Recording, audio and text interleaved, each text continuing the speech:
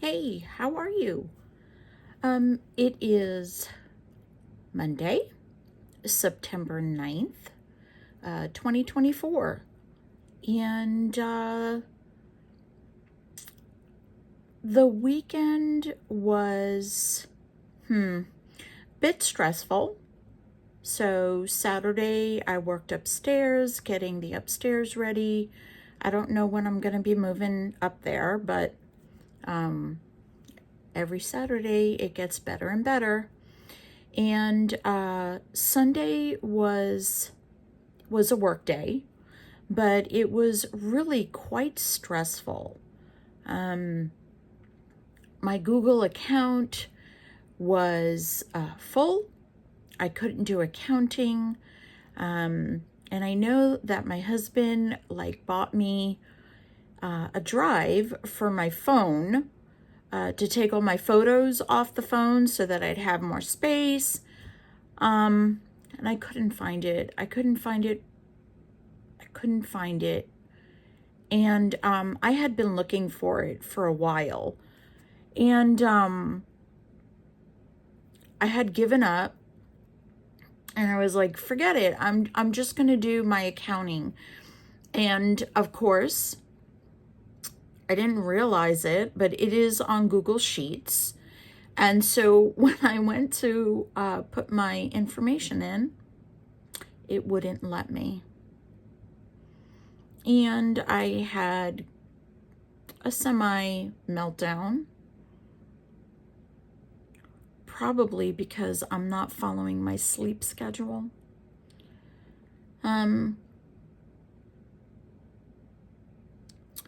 So it is what it is. I put it in a different drive on my tower, and I was able to, do the bare minimum yesterday, which I was not looking forward to.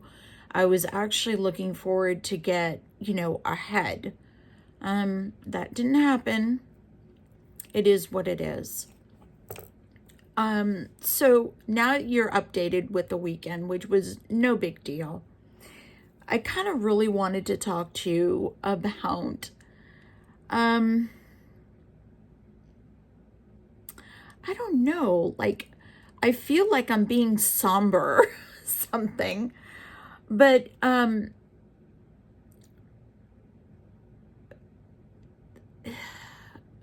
my mom passed away January 5th, 1999. And it was devastating, to say the least. It was devastating.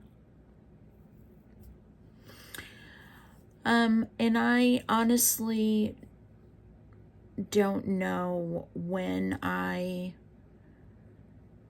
started to come back from it, but at that time my husband introduced me to a series of sci-fi books. Excuse me. Pollen alert in Houston. It's terrible.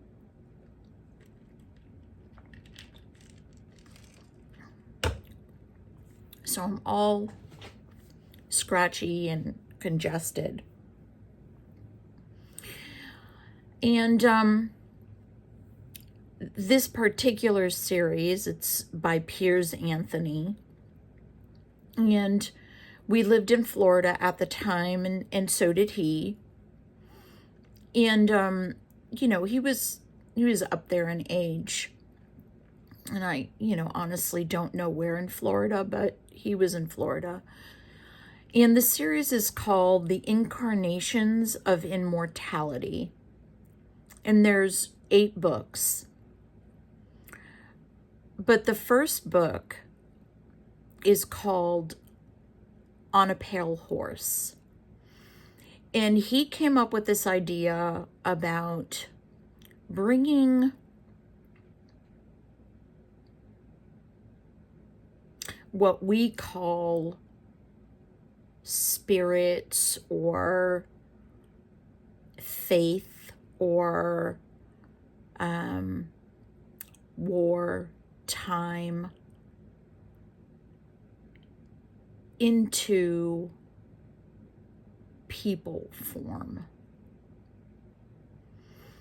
In On a Pale Horse, the first book is about the main character names Zane, and he inherits the office of death. It is one of my favorite books, and I will tell you, I have a ton of favorite books. I am an avid reader. I love, love, love to read. But at this time in my life, to think that someone as humane as this character is came and took my mother made me feel so much better. Don't get me wrong, I was crying left and right. Trust me, because every single line was I was thinking about my mom. But this book has stayed with me for years, and I'm listening to it right now, and I think, I'll be honest, I don't think I've ever like really picked up the book and read it. I think I've listened to it every single time, because the narrator of this novel, and I believe he's all 8 books, is a man called George Guadell, and he's just phenomenal. He's phenomenal, and I love his voice. I love how he changes the characters' voices, how he interpretates the book and brings it, to life. But I started thinking about a theme that we hear all the time, which is, things happen for a reason. They happen for a reason. And before my mother passed away, my sister and I could tell that she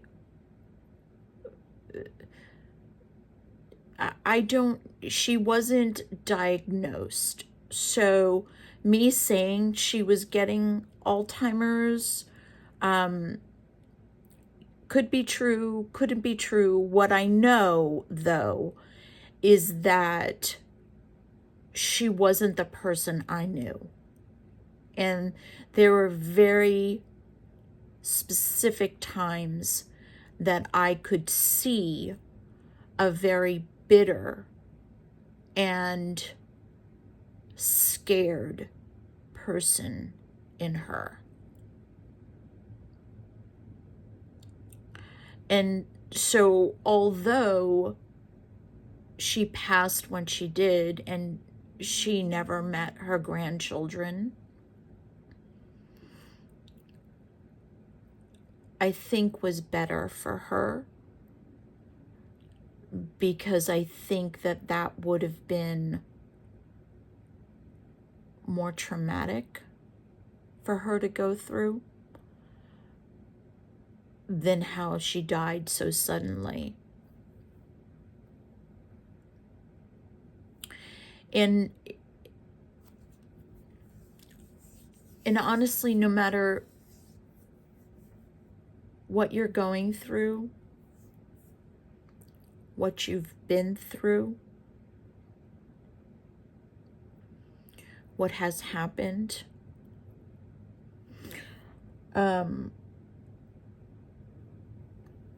the pain, the struggle,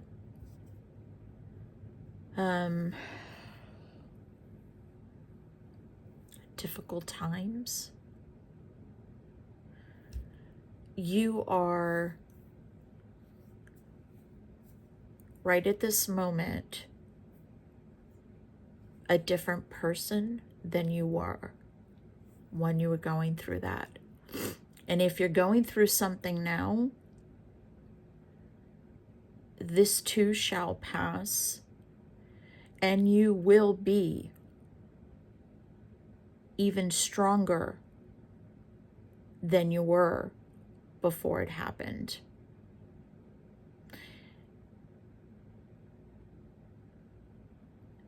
And somebody, I truly believe that what you go through is preparing you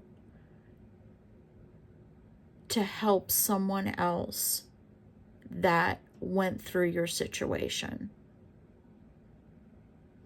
And just today, I know someone who lives in the California area, and they have evacuated her and her family, her animals. And the fire that is happening is across the street from her home.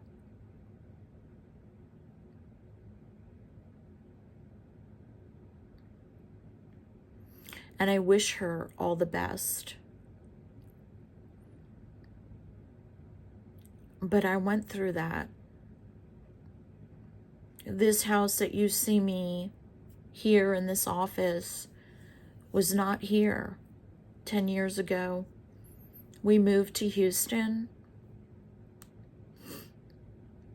The kids were little. Well, not so little.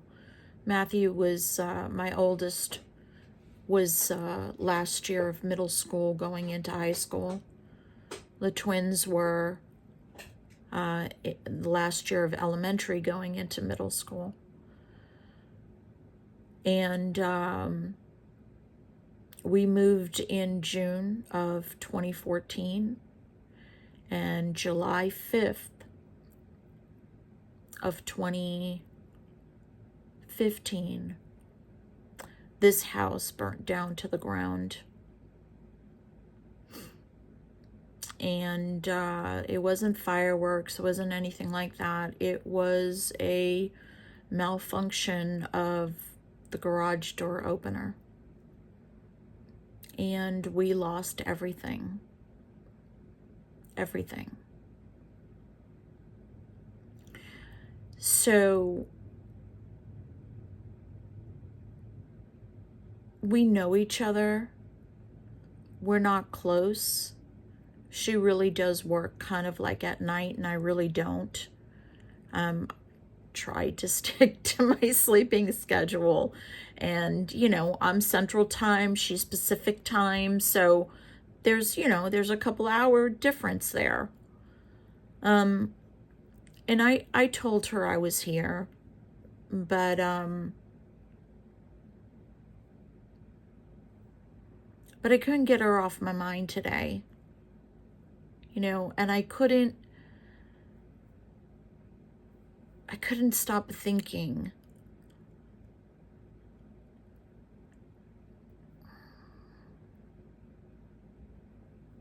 what I could do.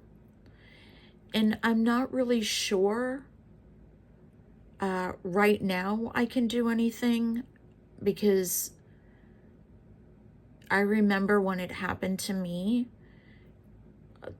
we were all across the street sitting on the lawn watching the house burn down. And the firemen couldn't do anything until the electrical company came out. We have hanging wires in the back, you know, all over. They're on telephone poles. And the fire was so severe that it melted the wires, and there was an electrical wire on the ground arcing.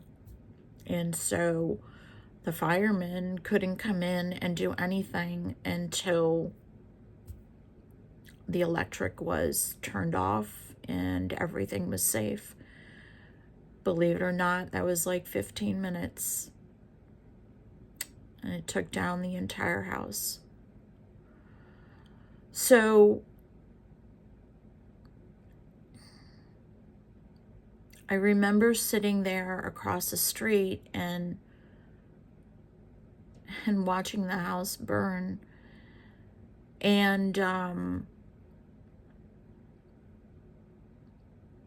just in shock, you know, and people would come up, do you need anything? And it was early in the morning. It was like, I don't know, 6 or 7 o'clock in the morning. We were in our PJs.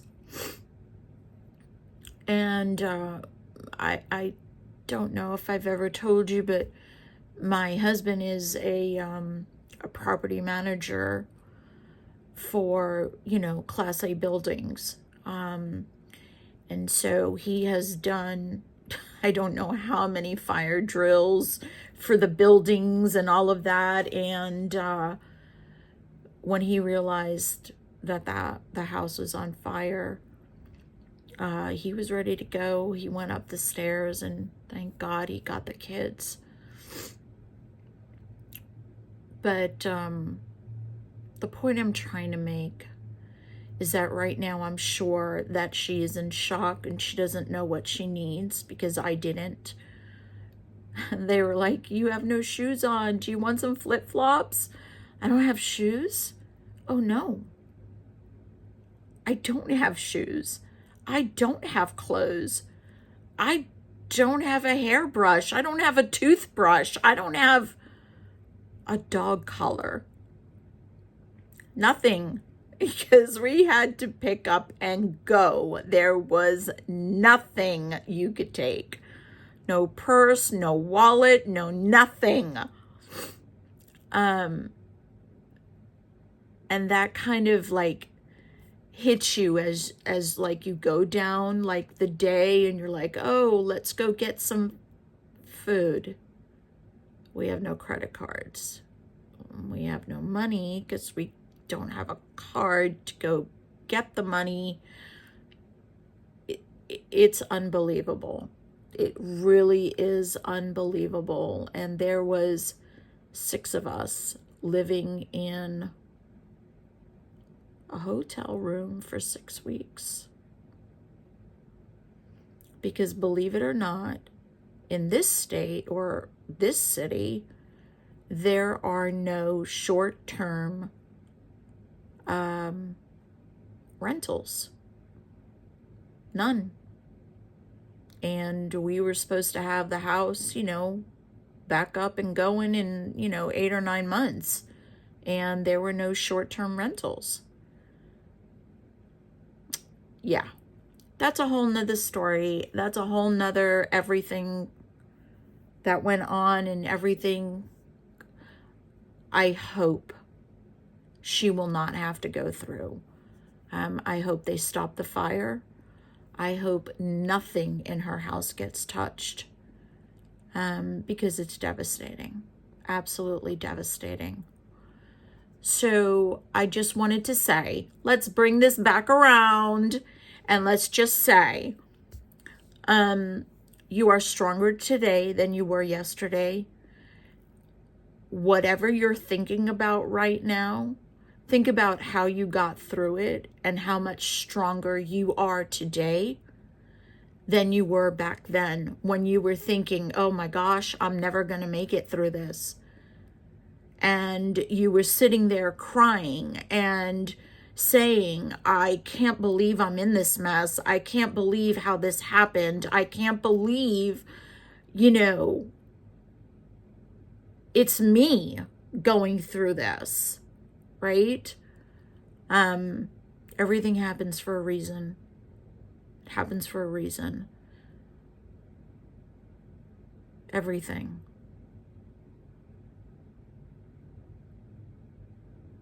So congratulations, because today you are so much stronger than you were yesterday. I'll see you on Wednesday.